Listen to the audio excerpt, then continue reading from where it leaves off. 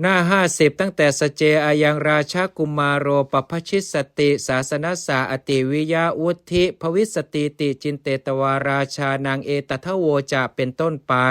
จึงดำริว่าถ้าพระราชกุมารนี้จักทรงผนวดไซ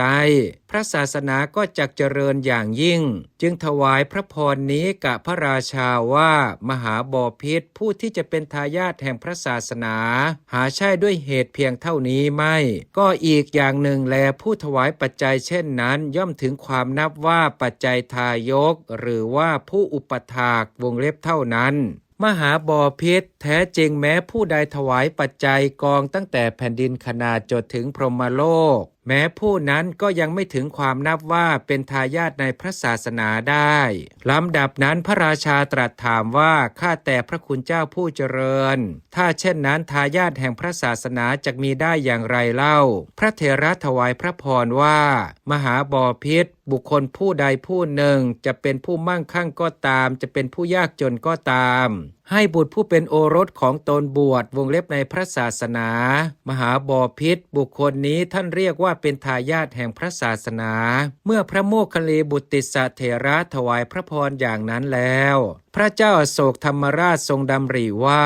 ได้ยินว่าเราแม้ทำการบริจาคเห็นป่านนี้แล้วก็ยังไม่ถึงความเป็นทายาทแห่งพระศาสนาได้เลยทรงปรารถนาความเป็นทายาทในพระศาสนาอยู่จึงทรงทอดพระเนตรเหลียวดูข้างโน้นและข้างนี้ได้ทอดพระเนตรเห็นพระมหินทกุมารวงเล็บผู้เป็นพระราชโอรสของพระองค์ซึ่งประทับอยู่ในที่ไม่ไกล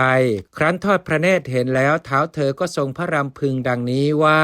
เราประสงค์จะสถาปนาพระกุมารองค์นี้ไว้ในตำแหน่งอุปราชจำเดิมแต่เวลาที่ติสสกุมารผนวดแล้วก็จริงอยู่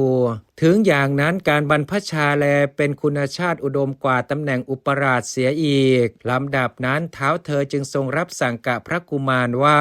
พ่อลูกจะสามารถบวชได้ไหมพระกุมารแม้ตามปกติจำเดิมแต่เวลาที่พระติสสกุมารทรงผนวดแล้วก็มีพระประสงค์อยากจะผนวดอยู่ทีเดียวพอได้ทรงสดับพระราชดำรัสก็เกิดความปราโมทย์เป็นอย่างยิ่งแล้วกราบทูลว่าขอเดชะสมมุติเทพหม่อมฉันจะบวชทูลกระหม่อมทรงพระบรมราชานุญาตให้กระหม่อมฉันบวชแล้วจะได้เป็นทายาทในพระศาสนาก็โดยสมัยนั้นแลแม้พระนางสังฆมิตราพระราชธิดาวงเล็บของเท้าเธอก็ประทับยืนอยู่ในสถานที่นั้นเองพระกุมารทรงพระนามว่าอคิพรหมผู้เป็นพระสวามีของพระนางสังฆมิตรานั้นแลก็ได้ผนวดร่วมกับพระติสสกุมารผู้เป็นอุปราชแล้วพระราชาทอดพระเนตรเห็นพระนางสังฆมิตรานั้นแล้วจึงรับสั่งว่าแม้ลูกสามารถจะบวชได้ไหมพระนางทูลตอบว่าดีละทูลกระหม่อมพ่อหม่อมฉันสามารถพระราชาทรงขอบใจพระราชโอรสพระธิดาแล้วมีพระราชหฤทัยเบิกบานจึงตรัสพระดำรัสนี้กับพระภิกษุสงฆ์ว่า